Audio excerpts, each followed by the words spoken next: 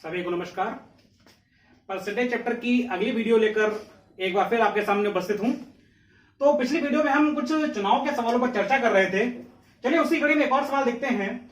एक चुनाव में दो उम्मीदवार थे। 11 सही 1/9% मत अवैध घोषित हो गए और जीतने वाले को वैध मतों का 75% मिला। अगर वह 2000 मतों से विजयी हुआ तो कुल मतों की संख्या ज्ञात कीजिए। चलिए जैसे पहले मानते थे फिर से मान लेते हैं। मान लिया कुल मत कितने हैं, हमने मान लिया कुल मत हैं 100। कह रहा है कि 11 सही 1/9% मत अवैध घोषित हो गए। अब मैंने 11 सही 1/9% का एक मान लिखवाया था जो था 1/9। ठीक है। अब अगर एक बार बताइए 9 में से एक वोट अवैध हो रहा है तो 100 में से कितने अवैध होंगे।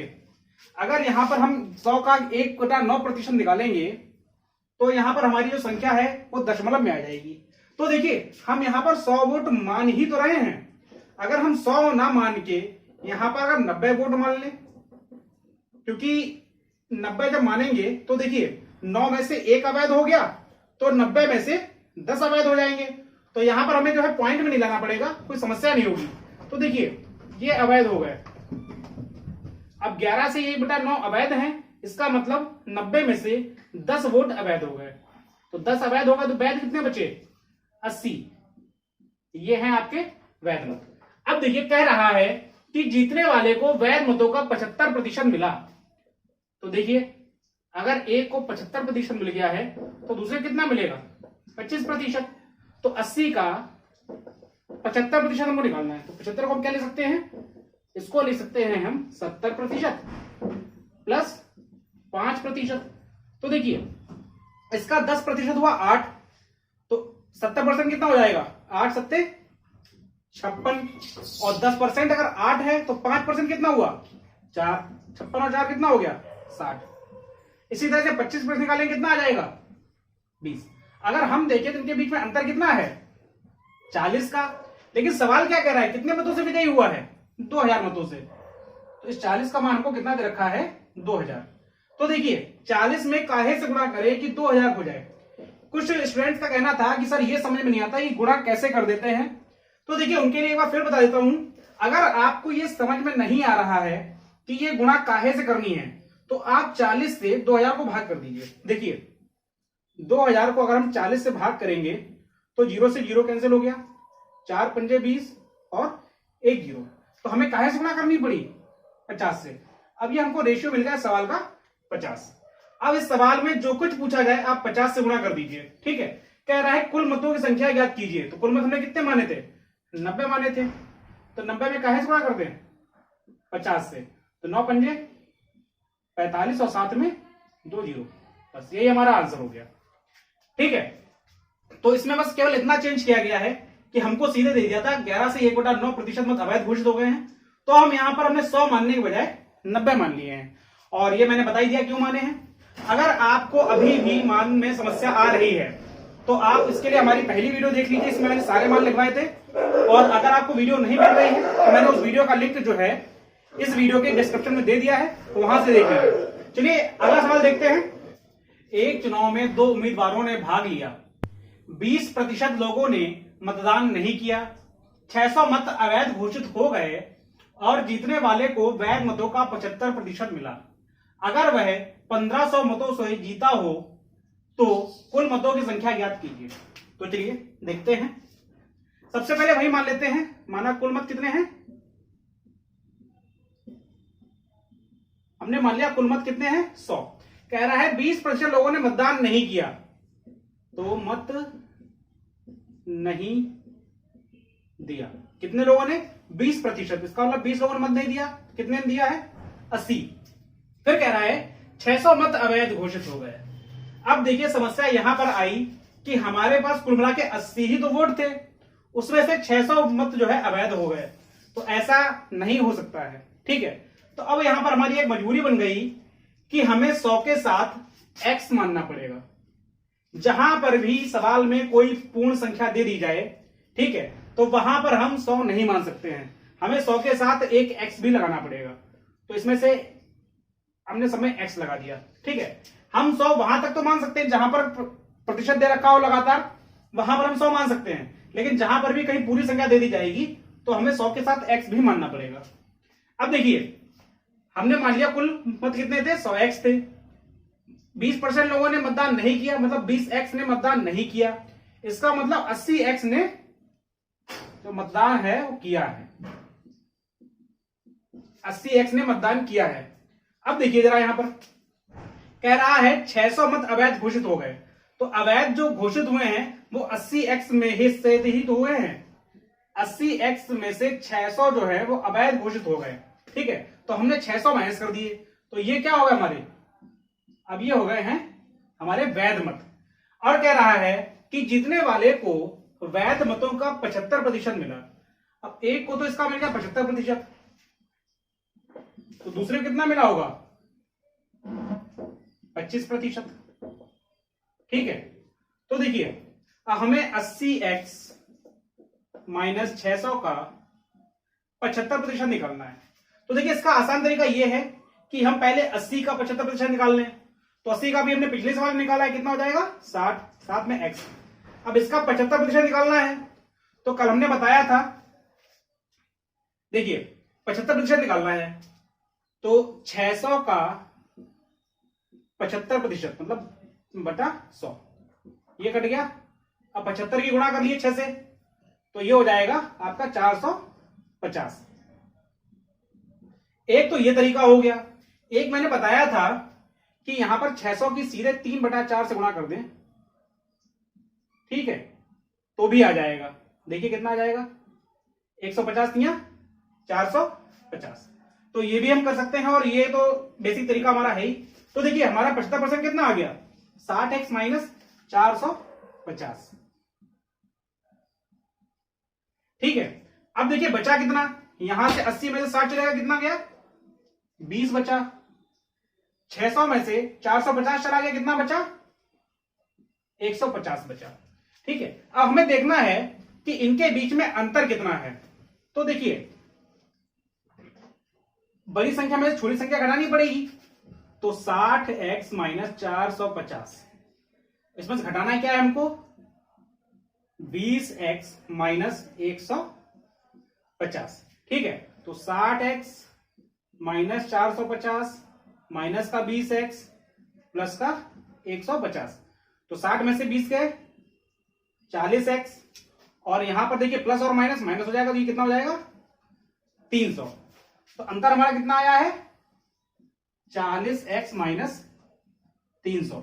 हमारे हिसाब से ये जो कैंडिडेट है वो 40x माइनस 300 से जीता है, लेकिन सवाल क्या कह रहा है, वो कितने से जीता है, 1500 वोटों से। तो इसका मान में कितना दे रखा है 1500, तो 40x बराबर 300 हो जाएगा, प्लस का हो जाएगा, तो 15 3 1800, तो x बराबर 1800 बटा 40, 0 0 कट गया। देखिए 4 चौक 16 बच्चे 2 4 पंजे 20, तो कितना आ गया x का मान 45। हमसे पूछा है कि कुल मतों की संख्या ज्ञात कीजिए, तो x का कितना रख देंगे 45, तो 100 गुणा 45 कितना हो जाएगा 4500, ठीक है। यही सवाल का आंसर हो गया। तो चलिए फिर इसी तरह कड़ी में अगला सवाल देखते हैं। देखिए अगला सवाल है, एक चुनाव में 3 प्रत्याशियों ने चुनाव लड़ा। पहले प्रत्याशी को 40%, दूसरे को 36% मत मिले। यदि मतों की कुल संख्या 36,000 थी तो तीसरे प्रत्याशी को कितने मत मिले, ठीक है। देखिए अभी तक आपके जितने सवाल थे सारे 2 प्रत्याशी वाले थे, ये पहला सवाल है जो 3 प्रत्याशी वाला है। तो देखिए अगर परीक्षा में आपके जो भी वेरिएशन करेगा वो ज्यादातर 2 प्रत्याशी वालों में करेगा, ठीक है, क्योंकि जो भी वेरिएशन होते हैं वो ज्यादातर 2 प्रत्याशी वालों में होते हैं, लेकिन यहां पर 3 प्रत्याशी हैं और 3 प्रत्याशी वालों में ज्यादा वेरिएशन नहीं हो पाता है।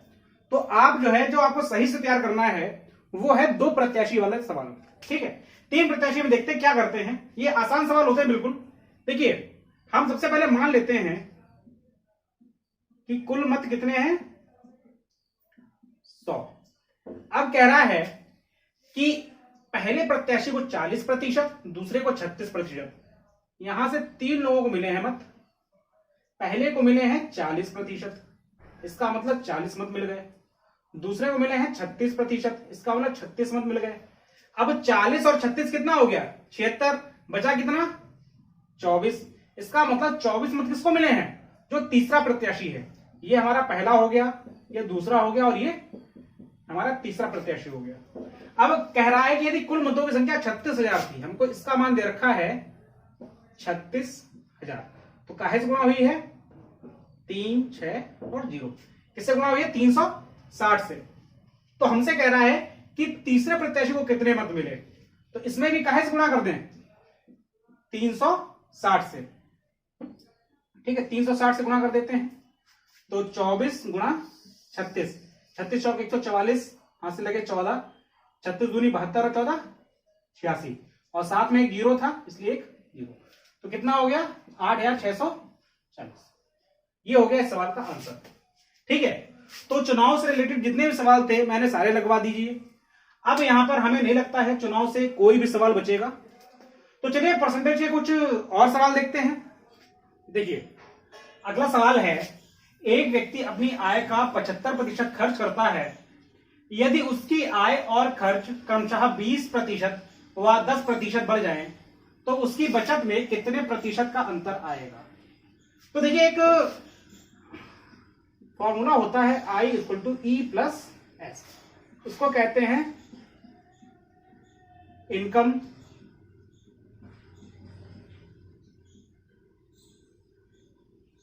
इसको कहते हैं एक्सपेंडिचर और इसको कहते हैं सेविंग। इसको हम हिंदी में कहते हैं आय, इसको कहते हैं खर्च या व्यय, और इसको कहते हैं बचत। ठीक है, तो इसी से हम इसको लगाने की कोशिश करते हैं। कह रहे हैं कि एक व्यक्ति 75% खर्च करता है, तो इनकम उसकी कितनी? हमने मान ली उसकी इनकम है 100 रुपए, और उसमें से 75 खर्च कर दिए, तो बचे कितने? अगर आप 100 कमाते हैं, 75 खर्च कर देते हैं, तो बचे कितने? 25। अब कह रहा है कि आय 20% बढ़ गई और खर्च 10% बढ़ गया। उसकी आय जो है वो 20% बढ़ गई और खर्च जो था वो 10% बढ़ गया। तो देखिए 20% मान कितना हो जाएगा? 20। तो ये 20 बढ़ गई है, इतनी कितनी हो गई है? 120 हो गई है, और इसका 10% कितना होगा? 7.5। तो ये कितनी हो जाएगी? ये हो जाएगी 82.5। अब देखिए, अगर 120 कमाए, उसमें से 82.5 रुपए खर्च कर दिए, तो बचे कितने? बच गए 37.5। तो देखिए, पहले कितना था? पहले वो बचाता था 25 रुपए, अब कितना बचा रहा है? 37.5 रुपए। तो 12.5 रुपए ज्यादा बचाए उसने, किस पर? जो पहले बचाता था 25 रुपए, उस पर। ठीक है, और प्रतिशत निकालने के लिए 100 से गुणा कर दीजिए, तो 25 चौक 100 और 12.5 गुणा 4 कितना हो जाएगा? 50। इसका मतलब अब वो 50% ज्यादा बचाएगा। ठीक है, चलिए इसी को हम एक दूसरे तरह से देख लेते हैं।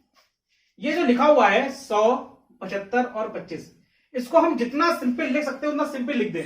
तो देखिए 25 एकम 25, 25 तिया 75 और 25 चौका 100। देखिए 4 बराबर 3 + 1। अब कह रहा है कि आय जो है वो 20% बढ़ गई, तो जितने प्रतिशत बढ़े उतने से ही गुणा कर दीजिए। तो 4 दूनी 8 मतलब 80। खर्च जो है वो 10% बढ़ा है, तो गुणा 10, 30 दूनी 60, तो 3 दसावन 30। तो 80 कमाए, 30 खर्च कर दिए, बचे कितने? 50। अब एक में काहे से गुणा करें कि 50 बन जाए? तो 50 से गुणा करें, इसका मतलब आंसर कितना हो गया? 50%। ठीक है, तो ये इसका दूसरा तरीका है जो काफी सिंपल है। ये इसका एक बेसिक तरीका है। तो आप लोग अगर समय बचाना चाहते हैं तो इस तरीके को अप्लाई करें, ज्यादा अच्छा रहेगा। ठीक है, तो इसी तरह का एक अगला सवाल और देख लेते हैं। अगला प्रश्न है, एक व्यक्ति अपनी आय 13,500 रुपए में से 9,000 रुपए की 9,000 रुपए खर्च करता है। उसका खर्च और आय क्रमशः 7% और 14% बढ़ जाए, तो उसकी बचत में कितने प्रतिशत का अंतर आएगा? देखिए 13,500 कमाता है, 13,500 कमा लिए, कितने खर्च कर दिए? 9,000। तो बचे कितने उसके पास? 4500। ठीक है, 4,500 रुपए उसके पास बच गए। अब देखिए हमने कहा इसको सबसे छोटे रेशियो बना लेते हैं, तो 0 0 0 0 और 0 0, ये रेशियो है, रेशियो बना रहे इसलिए हमने इसको 0 से 0 काट दिया।